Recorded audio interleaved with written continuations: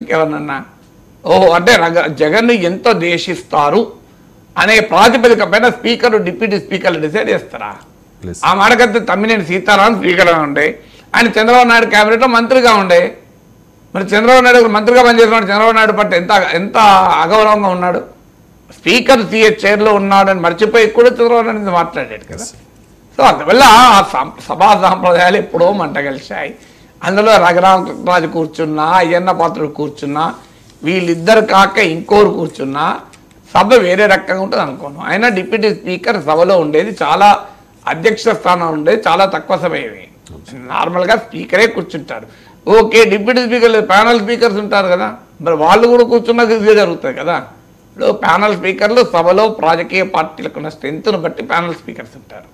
So panel స్పీకర్లు కూడా ఉండొచ్చు కదా. జగన్ బాగా వ్యతిరేకించే వాళ్ళు, జగన్ అంటే సహించలేని వాళ్ళు ఉండొచ్చు కదా. పోనీ తెలుగుదేశంలో జగన్ ప్రేమించే వాళ్ళు ఎవరు ఉన్నారు చెప్పండి. అందువల్ల ఇది రాజకీయంగా మాట్లాడుకోవడానికి పనికొస్తుంది తప్ప కానీ ఆ సీట్లో ఎవరున్నారన్న దాంతో సంబంధం లేదు.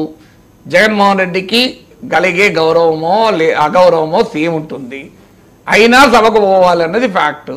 అగౌరవాలు ఉంటాయి. అందులో చంద్రబాబు నాయుడు పట్ల గతంలో అనుసరించిన వైఖరి పట్ల జగన్మోహన్ రెడ్డికి ఇప్పుడు నీతి సూత్రాలు చెప్పే నైతిక హక్కు లేదు. ఇప్పుడు ధర్మబద్ధంగా అసెంబ్లీలో నాకు చాలా గౌరవంగా ప్రతిపక్ష నాయకుడిగా హోదా ఇచ్చి గౌరవించాలి అంటే అది సాధ్యం కాదు.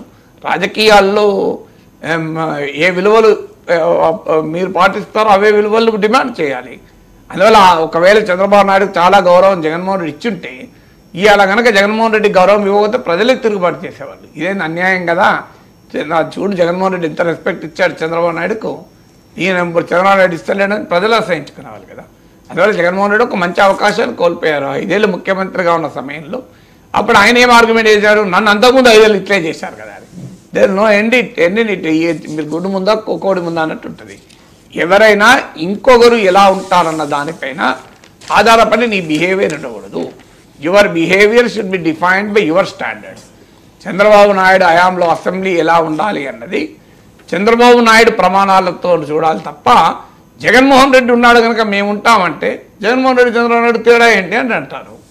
Chandrababu Naidu should demonstrate his own values, his own standards కదా. లేదు నేను జగన్మోహన్ రెడ్డి వాల్యూస్, జగన్మోహన్ రెడ్డి స్టాండర్డ్స్కి అనుగుణంగానే నేను పాలిస్తా, అసెంబ్లీ నిర్వహిస్తా అంటే there is no difference between the two. ఇద్దరిలో తేడా ఏముండదు అనుకోవాల్సి ఉంటుంది. అసెంబ్లీ డిప్యూటీ స్పీకర్గా రఘురామకృష్ణరాజుకు అవకాశం దక్కింది సార్. ఆయన నామినేషన్ వేశారు, మరొకరు ఎవరు నామినేషన్ వేయకపోవడంతో ఆయన ఎన్నిక ఏకగ్రీవం అయింది. ఇవాళ మధ్యాహ్నం 2:39 డిప్యూటీ స్పీకర్గా రఘురామకృష్ణరాజు ప్రమాణ స్వీకారం చేయబోతూ ఉన్నారు. ఇక హోంమంత్రి అనిత చెప్తూ ఉన్నారు సార్, మైక్ ఇవ్వడం లేదు, అసెంబ్లీలో ప్రతిపక్ష హోదా ఇవ్వడం లేదు కాబట్టి జగన్మోహన్ రెడ్డి అసెంబ్లీకి రాను అన్నాడు కదా. ఒకవేళ ఇప్పుడు ప్రతిపక్ష హోదా ఇస్తామన్నా మైక్ ఇస్తామన్నా కూడా రాడు అంటూ ఎద్దేవా చేస్తున్న పరిస్థితి. చాలామంది Telugu Desam party and Janasena party నాయకులు కూడా ఆ రకంగానే కమెంట్ చేస్తూ ఉన్నారు sir. So Raghurama deputy speaker చైర్లో స్పీకర్ చైర్లో కూర్చుంటే జగన్ భయపడతాడు అనేది వాళ్ళ వెర్షన్. దానికి ఏమున్నది టెస్టింగ్ చాలా ఈజీ టెస్ట్ కదా. ప్రతిపక్ష హోదా ఇచ్చేసి మైక్ ఇచ్చేసారు అనుకోండి, భయపడో తేలిపోతుంది కదా. దానికి క్లెయిమ్స్ ఎందుకు, కౌంటర్ క్లెయిమ్స్ ఎందుకని.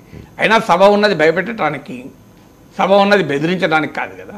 సభ ఉన్నది గౌరవంగా హుందాగా నడవటానికి. కానీ గతంలో నడవలేదు. సో గతంలో నడవలేదు, ఇప్పుడు గతంలో నడవలేదు కనుక ఇప్పుడు నడపకుండా ఉందామంటే నాకే అభ్యంతరం లేదు. అదే ప్రజాస్వామ్యం అయితే.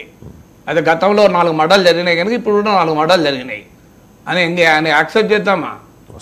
గతంలో 1000 కోట్లు తిన్నారు, ఇప్పుడు కూడా 1000 కోట్లు తినని అంటే ఒప్పుకుందామా? నిజంగా చాలా ప్రశాంతంగా సభ జరుగుతుంది. సో ఏదైనా ప్రతిపక్షాలను ప్రశాంతంగా అదే సార్ ఉంటే కనుక వేరే రకంగా ఉంటుంది. ఆ ప్రశాంతత కోరుకుందామా? సో ఆ కర్ఫ్యూ నాడు కూడా ప్రశాంతంగానే ఉంటుంది. లాక్డౌన్ అప్పుడు ప్రశాంతంగా లేవా వీధులు? మరి అలా కోరుకుందామా? లాక్డౌన్ అప్పుడు అసలు మీకు ట్రాఫిక్ అంతా ఏది లేదు, చాలా ప్రశాంతంగా ఉంటాయి కదా నగరాలు. మరి ప్రశాంతత కాదు కోరుకోవాల్సింది, ప్రజా సమస్యల పైన వాద ప్రతివాదాలకు సభ వేదిక ఉండాలి. ప్రశాంతత కావాలని ఎవరన్నారండి? సభలు ఉన్నాయి ప్రశాంతత కొరకు కాదు కదా. ఈ సభ ఉన్నది ఏమన్నారు, అకాడమిక్ స్పీచ్ల కొరక అండి. సభ ప్రజా సమస్యలపైన, భిన్నమైన విధానాలపైన మీరు ప్రభుత్వాన్ని ప్రతిపక్షాలు నిలదీయాలి, ప్రతిపక్షం చెప్పినదాన్ని ప్రభుత్వం గౌరవం ఇవ్వాలి. అది కదా సభ. ప్రశాంతంగా ఉండడానికి సభలు పెట్టుకోరండి. సభ రాజకీయంగా ఒక వేదికది, ప్రజా వేదిక. ఎక్కడ ప్రపంచంలో ఏ సభ ప్రశాంతంగా ఉండదు.